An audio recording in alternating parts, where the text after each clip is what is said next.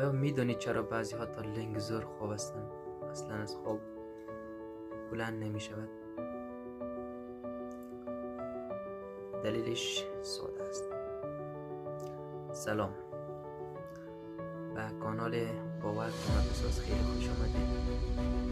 من یوسف مهدوی هستم و کانال رو تازه تاسیس کردیم، تازه ساختیم.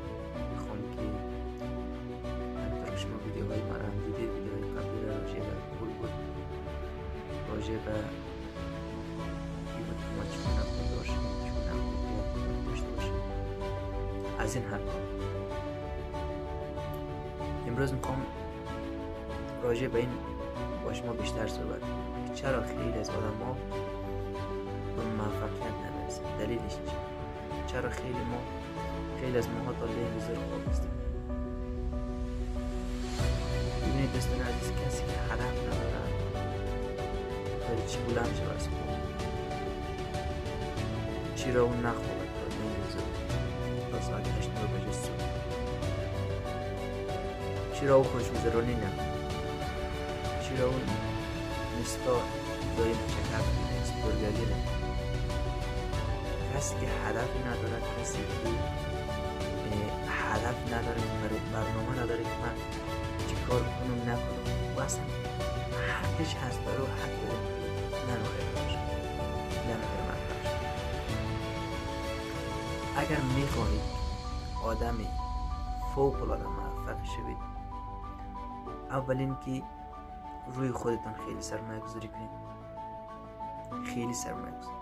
کتاب بخونید، مهارت یاد بگیرید، یک کسب و کار را راه اندازی کنید، کم کم مهارت کسب در درجه اول. پول از عرق ریختن و از کار کردن فیزیکی نمیاد. خود شما اینو مستحضرید و میدانید و از خود بزرگوار دیگه هم شنیدید. پول از فکر آدم شروع میشه، از ذهن آدم آغاز میشه.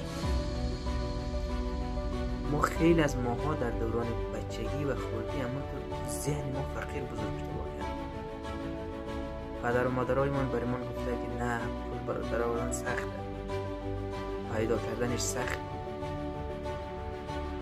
این کم کم تلقین شده هی برای ما گفته که پول سخته، ولی پول خیلی راحته. شرطی که کمر خودت تکان بدی. همین الان مهارت یاد داشته باشی، میتونی بهترین پول داری.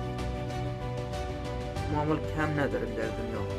جوانان 17-18 ساله میلیونر شد. یک مهارت خاص در یک بخش کار کرد، در یوتیوب، در دراپ شیپینگ، در بخش های مختلف کار کرد، در ترید، تولید محتوا، خیلی چیزایی دیگه. حالا میلیونر شد، میلیون ها دلار، بهترین ماشین های دنیا رو سپارد.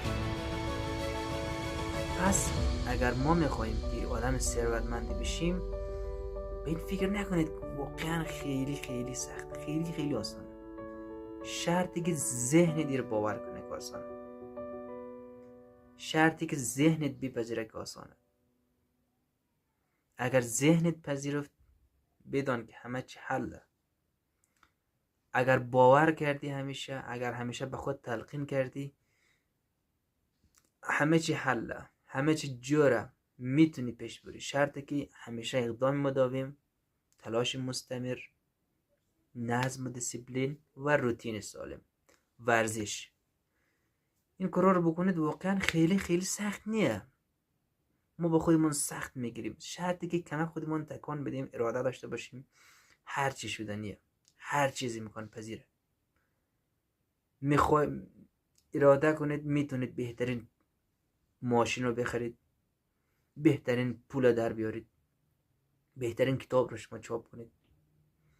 همه چی آسانه برادر من. شرطی که اول ذهن خود به کار اندازی، اول به باور کنی که من میتونم، به خود باور داشته باشی، همیشه به خود تلقین کنی، همیشه با خود بگید که من میتونم، من برنده هستم، تا این کم کم به ذهن ناخودآگاه ما حق شود. و من مخالفی، من هدفی من نیه که مثلا شما رو بگم دایم بگم هی به خودتان تلقین کنید و چی کنید، فقط قانون جذب پول میاره. ببخشید، قانون جذب بدون عمل من و تو، بدون تحرک من و تو، بدون اینکه من و تو کاری انجام بدیم پول نمیآید برادر عزیز. اینو بپذیر. چیزایی که بعضی هم میگن مزخرف، میگه چرت میگه که نمیدونم قانون جذب تصور کنید پول پیدا میشه. درسته، باور کنید، من نمیگم، باورتان رو قوی کنید، با خودتان تلقین کنید، همیشه خیالی مثبت داشته باشید. این گپ درست، ولی تا شور نخوری، تا تکان نخوری، تا از جایت بلند نشی، کس من تو رو نمیگیره که از بگیره از زیر بغل ما رو بلند کنه. نمیکنه. باید تکان بخوری، باید بلند شوی، باید عزم خود جزم کنی، باید پشتکار داشته باشی، باید صبح زود از خواب بلند شوی. همه چی میشه. کسانی که موفق شدن، خداوند خواسته اونا نه مغزش 10 کیلو بود، نه یک شاخ داشت، نه دم داشته. مثل من و تو آدم بوده. اونا تلاش کردن، اقدام مداوم کردن و نظم و دیسپلین داشتن. شده. دنبال انگیزه نگردید، دنبال نظم بگردید، دنبال دیسپلین بگردید. و دیسپلینه که آدم به موفقیت میرسونه، نه انگیزه. انگیزه یک روز دو روزه ولی تمام میشه. دوام نداره انگیزه. چیزی که دوام داره دیسپلینه. خود رونالدو میگه روتین، دیسپلین. همه میخوایم میگه مثل کریستیانو رونالدو شه، ولی من یک چیز نقشه را خودم جلوش میذارم، میگه دیسپلین داشته باشید، نظم داشته باشید، روتین داشته باشید. حتی زمانی که حالش نداری، حوصله‌اش نداری، بازم کار انجام بدی، کاری که خوبه، و میشه دیسپلین.